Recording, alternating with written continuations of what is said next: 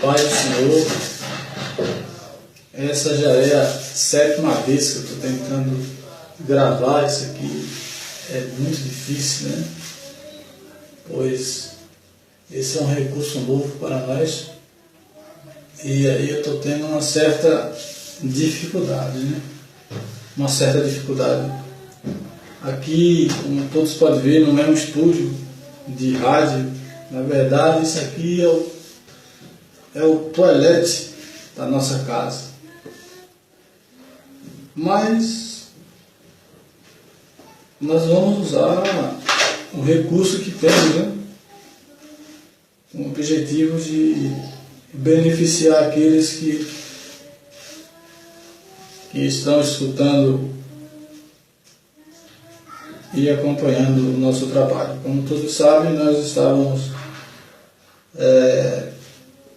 escrevendo no História Bíblica, né? Mas um certo jovem me disse que talvez aquilo que eu esteja escrevendo não esteja trazendo a quem está lendo o entendimento que a gente quer repassar, né? E por conta disso eu estou me esforçando para usar esse recurso aqui para ver se nós conseguimos trazer na sua plenitude aquilo que realmente desejamos trazer. E eu faço o entendimento da palavra de Deus, usando a forma mais simples, né? Eu não queria, mas vou ter que recomeçar tudo aquilo que já tinha dito ao vento, né? Quero deixar bem claro que eu tenho uma certa dificuldade com o vocabulário. Meu português não é um português bem polido, mas eu acredito que o pouco que tenho vai ser o suficiente para as pessoas entenderem qual é a nossa intenção. Bem, antes de entrar aqui no capítulo 3 do Evangelho de São Mateus, é necessário deixar claro que Deus, em toda a história, Ele tem um único objetivo, né? Um único objetivo. Ele, após a queda do homem, né, que culminou em uma tragédia geral, né, afetando toda a humanidade, ele formou um novo projeto com a intenção de revelar ao homem a sua vontade. E qual é a sua vontade? A vontade de Deus é que o homem, através de sua palavra, saiba discernir o que é certo e o que é errado. Errado, para o grego, é pecado, né? É pecado. Errar o alvo, né? Errado. Na língua hebraica significa transgredir as leis de Deus. Então vamos ficar com o hebraico, né? Então errar é transgredir as leis de Deus. Então, após ao fracasso do primeiro projeto de Deus, ele, por misericórdia, ele já forma outro projeto com a intenção de alcançar aqueles que quisessem, né? Respeitando o livre-arbítrio, conhecer a Deus. Para fazer isso, Deus precisava de representante e ele começou a sua escolha através de Abraão, né? Foi Abraão que ele chamou, o homem de fé, para iniciar esse trabalho. E em Abraão, Isaac e Jacó, Deus formou uma nação, constituiu um povo, né? Povo escolhido seu para fazer esse trabalho. E passou por um processo difícil. 400 anos no Egito, não foram 400 anos de de escravidão. Eles passaram 400 anos, também tiveram anos de bonança, né, nos dias de José. E, segundo a história, foram um outro povo que me falha a memória, o nome dado a eles, que também tomaram para si os mesmos títulos de faraó e de egípcio, sendo que eles não eram, e que decidiram perseguir e maltratar o povo hebreu. E esse tempo que eles passaram no Egito, Deus levantou um homem por nome Moisés para representar a Deus e tirar o seu povo, como era uma promessa dele. Você encontra isso no livro do Gênesis. E Moisés cumpriu a vontade de Deus, e através de Moisés Deus revelou a lei, né? A lei é a tipografia ou a revelação do caráter de Deus. Deus revelou a lei para os israelitas através de Moisés, e Moisés repassou e otorgou essa responsabilidade aos sacerdotes, que deveria ensinar o povo a lei, né? No livro de Deuteronômio você encontra a lei de forma detalhada, né? Israel teve o acesso à lei, teve acesso à forma de Deus, o que ele representava, o que ele queria, o que ele amava, o que ele abominava. Mas mesmo tendo acesso direto de Deus acerca da lei, Israel, ele pecou, ele não conseguiu alcançar nos dias dos juízes, nos dias de Moisés, nos dias dos reis, nos dias dos profetas,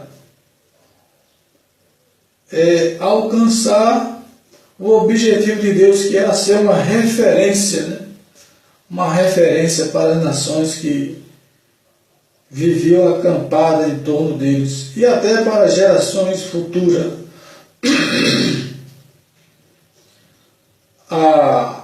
Infelizmente, o que aconteceu, o resultado de tudo isso, por Israel não entender, não aceitar, não cumprir a vontade de Deus, como em Deuteronômio havia promessa para eles, promessas condicionais de bênção, de prosperidade, de ausência de doença e de estar em cima e não embaixo.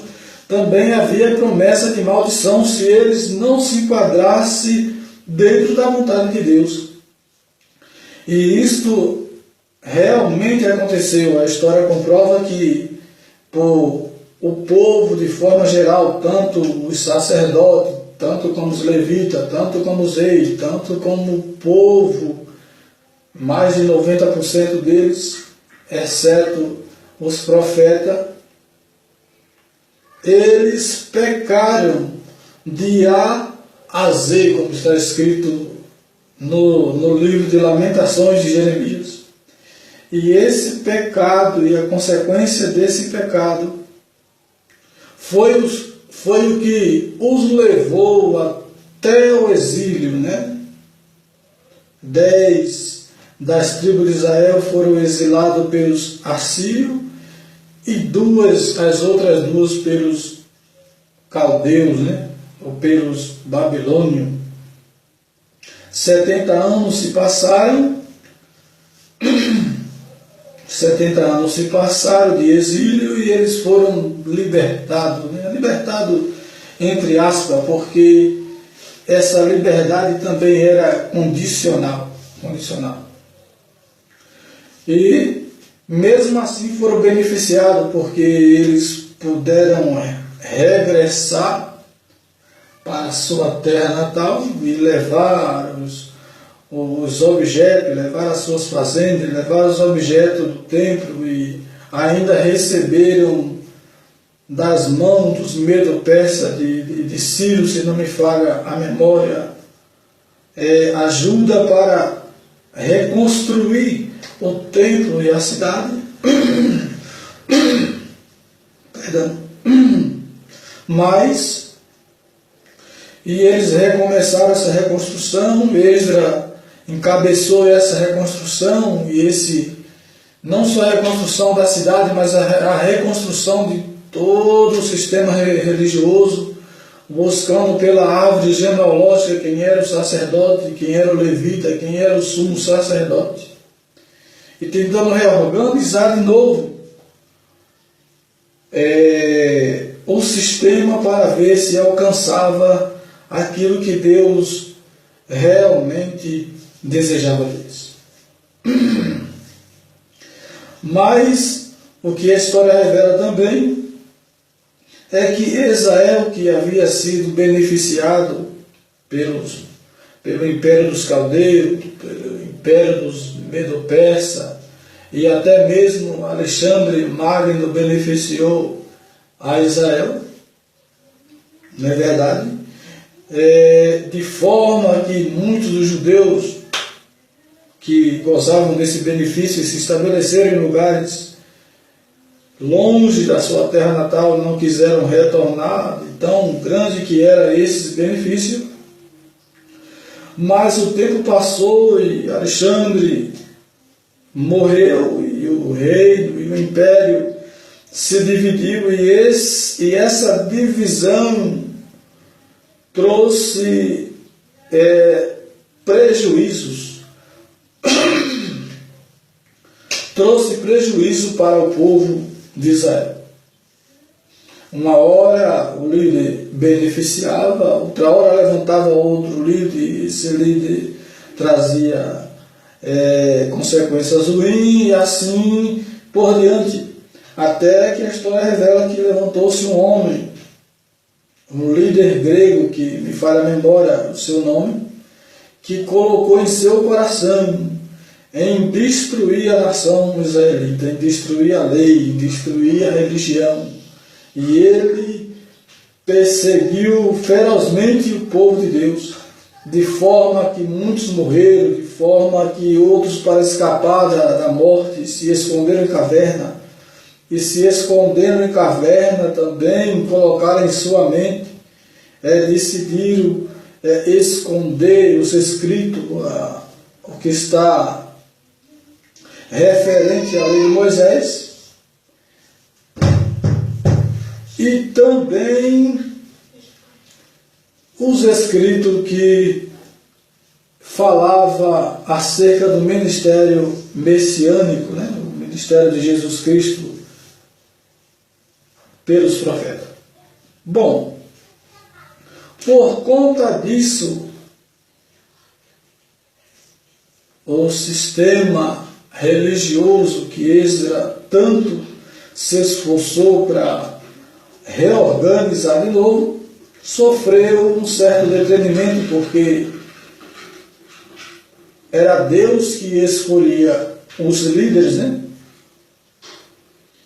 os líderes religiosos, a partir de algumas especificações, e isso teria que ser observado. Mas nesses dias, quem escolhia os líderes eram os seus senhores, Uma hora os partos, outra hora os gregos, e depois vieram os romanos. Eram eles que decidiam quem é que ia ser o sacerdote e quem é que ia ser o príncipe, E dessa fusão entre a religião, entre a vontade de Deus e a vontade dos seus algozes, surgiram também algumas seitas religiosas que também se fortaleceram, querendo levar vantagem nisso, que foram os fariseus, os saduceus e os essênios. Aqui fundiu-se uma religião a um sistema político. Aí começou a coisa a dar para trás, Começou a coisa a dar para trás. E esses homens, que eram os líderes da época, não se enquadravam dentro da vontade de Deus, porque a preocupação entre o observar a vontade do homem e a vontade de Deus são duas coisas que nunca vão dar certo, né? Ou você obedece à vontade de Deus, ou você é um político, obedece à vontade dos homens. E naqueles dias, nos dias de Jesus Cristo, era esse o quadro pintado, né? Era essa situação que Jesus encontrou, que João Batista encontrou no momento. Homens que não tinham o direito,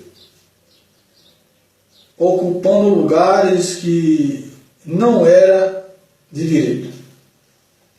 Então agora se cumpre a palavra de Deus acerca do Messias, onde ele vem com o mesmo propósito de revelar através de uma pessoa, através das pessoas, qual é a perfeita vontade de Deus. Qual é a perfeita vontade de Deus? É anunciar o que é certo e revelar o que é errado. Não existe outro objetivo na palavra de Deus. Assim, a pessoa, tendo conhecimento, ele terá uma escolha, o livre-arbítrio dele, ele que sabe que caminho ele vai tomar, né? Então, João Batista, aqui no capítulo 3, ele anuncia que a profecia, o início da profecia falada pelo profeta Isaías, estava se cumprindo nele, né? A voz que clama no deserto. Isaías falou sobre isso, que esse homem ele ia dar o acesso, ele ia limpar o caminho, ele ia fazer aquela entrada, né? Para que o Messias pudesse iniciar o seu ministério. E no versículo 7 aqui, nos adiantando, ele inicia a sua fala de forma muito contundente de alguém que tem certeza daquilo que recebeu, tendo em vista que João Batista ele era um homem muito respeitado em Israel, porque ele era filho de sacerdote, e o seu pai era um homem piedoso, quer dizer, era um homem justo, que havia recebido da parte de Deus uma graça, né? Sendo ele já velho e a sua esposa, por conhecimento de todos, uma mulher estéril, como todos sabem, né? Uma mulher que não podia ter filho, e idade avançada também, alcançou de Deus essa bênção, a de conceber o filho, né? E esse filho era João Batista, que também era muito respeitado pelo povo e admirado. Porque, apesar da forma que ele se apresenta, vestido de pele de camelo, de forma tão simples, clamando no deserto, quer dizer, gritando, né? Ele era um homem que tinha um conhecimento pleno das leis de Deus. E estava revestido com o seu espírito. Então, quando viu, aqui no versículo 7, quando viu que muitos fariseus e saduceus vinham para onde ele estava, né? Não para se batizar ou para se arrepender, mas para observar, né? Porque João Batista não recebera das autoridades religiosas daquela época uma procuração, né? Dizendo, olha, você pode batizar aí, tá? Tá certo? Você pode desligar o povo aqui do fariseísmo e ligar essa nova linha de pensamento, porque o batismo servia para isso, para alguém que quisesse abandonar um credo e se ligar a outro, né? Um grego, por exemplo, se ele quisesse deixar a sua religião pagã e se filiar ao judaísmo, ele passava por um discipulado, passava pelo crivo, por uma prova, ele era circuncidado e por fim ele era batizado. Então João Batista estava também no versículo 7, é reprovando o ministério dos saduceus e dos fariseus e dos essênios, né, os colocando ele na mesma qualidade dos outros pecadores que tinham o dever de se arrepender, de reconhecer que eles estavam errados. Chama ele de víbora. Quem deu a vocês a ideia de fugir da ira que se aproxima? Dê fruto que mostre o arrependimento. Não pensem vocês que, sendo da árvore genealógica de Abraão, isso lhes faz filho de Deus. Pois eu vos digo que dessas pedras Deus pode fazer surgir filho de Abraão.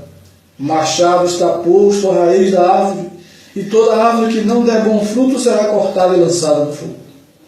É isso que João Batista diz para os líderes religiosos daquela época. Olha, rapaz, o negócio é o seguinte: ou vocês se arrependem e seguem aquilo que está por vir, que é a revelação real de Deus para com o homem, ou vocês vão ser cortados pela raiz e lançados no fogo para que não venha a nascer, a brotar de novo. Eu batizo vocês com água para o arrependimento, mas depois de mim vem alguém mais poderoso do que eu, que vos batizará com o Espírito Santo, né, e com fogo, que são dois batismos totalmente distintos. Batismo com o Espírito Santo revela a escolha de Deus, né, a partir da pessoa, porque quem escolhe a pessoa é Deus. A pessoa pode até dizer, eu aceito e tal, mas Deus conhece o que tem no coração. Então, o batismo com o Espírito Santo, ou selo com o Espírito Santo, é isso, né?